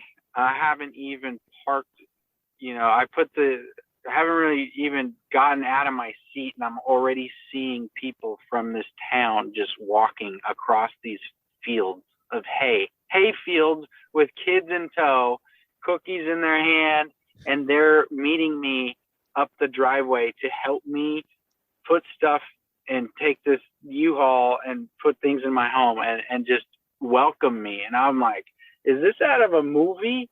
Like Little House on the Prairie, you see those people carrying their kids across the field, like welcoming the new person in town. Like literally that's what happened. Like, and it gave me such a sense of, wow, like people are awesome. Yeah. People really care about each other. And I'm not to say that here in San Diego, they don't do that. They definitely do. It's everywhere, right? But I experienced so much love from this community that we just moved into that my hope for today is that we continue to show our children that that is what life is about. Being like our master, serving our neighbors, loving, living. I have a friend who's a Christian pastor in Atlanta. And he says, I'm a throw him out there. Throw him out there. What's his name? His name is Christian Smith. Shout out. He does a podcast called Holy Smokes Podcast. And he grew up in Tierra Santa, but we haven't really stayed in touch since, him going to Atlanta. But I follow his stuff, and he says, I'm a greatest commandments Christian. And I'm like, okay. He said, love God, love yourself, and love your neighbor. And at the end of the day, brethren, isn't that what it's really all about? Yeah. It's about living those greatest, that's life, right? So we live those greatest commandments. And I experienced that moving into this community in Idaho. And it was just very powerful. Well, and let's go full circle, right? Back to Tony's question to you. What's the difference between a Mormon and a Christian, right? You do those two things. You do those three things. You love God, you love yourself, you love your neighbor, you're Christian. You're Baptist, you're Pentecostal, you're LDS, right? You're Catholic. You do those things. Yeah. That's the way of the master. That's what he meant when he said, even as I am. Yeah. He did. And in that order.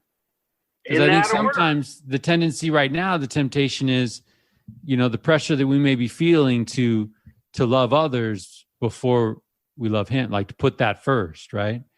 Remember the order. Love him, love our neighbor as ourselves. Yeah. I like your friend. I like your friend. We're going to drop that in the show notes. Yeah. Holy Smokes Podcast. We'll drop a link in there. That's good stuff. Man. Yeah. Yeah. So I mean, I've felt like just the hope in this world is the people in this world that are doing things like the master, doing those things, man.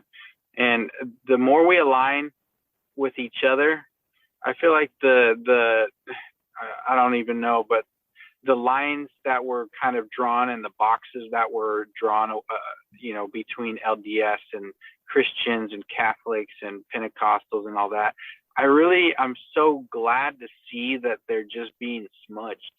Yeah. And that people smudge the lines and like, let's be one people and love God and love our faith in Christ. And let's look at the things that bring us together instead of the things that like are different about us. From an LDS perspective, I know that my faith is what it is because I've received certain spiritual confirmations that, Joseph Smith legitimately did see God the Father and his son, Jesus Christ. And his son, Jesus Christ, came to restore his gospel that he originally created on the earth. Like he just said, I'm doing my deal again. And I'm doing it for this last dispensation with this prophet. It's nothing new that I've ever done, right? This is the same stuff you're getting. Let's do it this last time. I'm going to give him this book to translate called the Book of Mormon. We're going to bring people to me, Jesus Christ, once again. I've received that personal witness for myself. So have millions of other people, which is why the gospel of Jesus Christ is just flourishing right now within the LDS church because people are receiving their own witness that this is true. On the other hand, we still have a whole Christian world out there that may not know this message, that we're saying Jesus Christ has been bold again and has called a prophet, and he wants you to be a part of his kingdom and his church, and it's real. Some people may not know that, or some people may just not believe that that's here. And guess what, guys? That's okay. Yeah. It's okay that they may not believe that. But let's focus on the things that bring us together, and let's just be who we are, and let's respect each other and love each other. Yeah. Let's be true to that, right? Let's be true to that. Yeah. And let's understand, I started before you came on the show, I was talking to Tyler about my daughter, and my daughter has a new companion, and it was like, hey, you could determine right now that this person is going to be your best friend. What's the companion's name again? Oh man, Wizzlestein? Says I don't even know. I don't know. But hey, when we're friends, we look past things. Yeah, right. That's right. And if I'm hearing Jason right, let's just be friends. Let's rejoice in Christ and come together, and they'll look past our peculiarities. We'll look past their peculiarities, and we'll realize that there's more in common. And we invite, right? We invite like the Savior. Come and see. That's it. That's the invitation. Come and see. And like Tyler said, we got some living to do. We got some living to do, man. Just living and surviving. I love it, man. Yep. Jason, it's been a little bit, man. We've seen the sun flourish in your car, and we've seen it get really dark, man. So we've been together.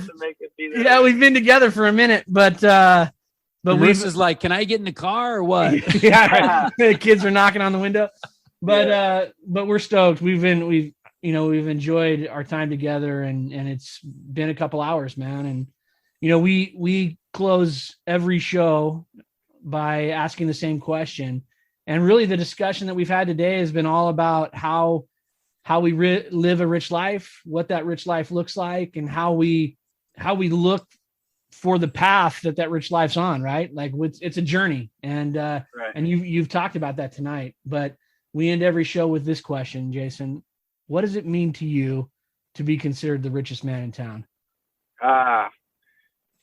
It just means that I have an opportunity to share with people, and being rich in my book means rich with family, with love, with time, and being able to impact and influence. So that's all I want to continue to do, and I want to teach my kids to do the same thing. You guys have created such a cool platform to highlight people, and I'm just honored that you even wanted to have me on your show, because I've listened to several episodes, man, and there's some really, really, really cool stories, life stories, some talk about impactful overcoming obstacles and things like that. And for me, living a rich life means just loving and sharing. Well, you're right there with them, man. You're right there with them. Exactly. You can swing with any of these cats. You can kick it. Well, Jason, you've been an example of that. I mean, what you talk about, honoring other people, and that's the fun thing about this show, right? Is that we get together. I mean, Mike and I would tell you that we're just a couple of guys trying to live life and find out how to do it the right way, and try to disappoint people as little as possible, right? That's sort of the idea. Sometimes we win, sometimes we lose, but it's been fun to listen to you and your journey. And I really am grateful. I echo what Mike said earlier. I feel like that we've touched on some sacred things tonight, and we appreciate your willingness to share those things, because, at the end of the day, there's going to be people that are listening to this podcast that are going to hear Jason Rogers' words, and they're going to change their life. And like they have for Mike and I tonight. So it's been awesome, man. And I don't usually go here, Jason. It was your space to honor your family, but Tyler and I, we honor your family. And I'm a huge matriarch guy. My family has that matriarchal structure. So the idea that your world is revolving around an abuela, that just touches my heart, man. That was cool. So thank you for letting us in a little bit, looking back. And now we look ahead, right? Now we keep going. You keep doing what you're doing up there in Idaho, and we'll definitely get you back on here to get updates from time to time. Love it, brothers. Appreciate it, and thanks once again. I'm stoked on the success of the podcast, and appreciate it. It's been tons of fun tonight. Well, hey, go say hi to Shamu, or is he dead? Is he dead? I don't know who's there anymore. I think they might give him a stage name, you know. Yeah. All right. Hey, well, Jason, thank your it's been family. fun. Thank your family for the time. Enjoy SeaWorld, man. All right. All right. Good. Thanks, guys. Good night. All right. Good idea, Ernie. A toast to my big brother George, the richest man in town.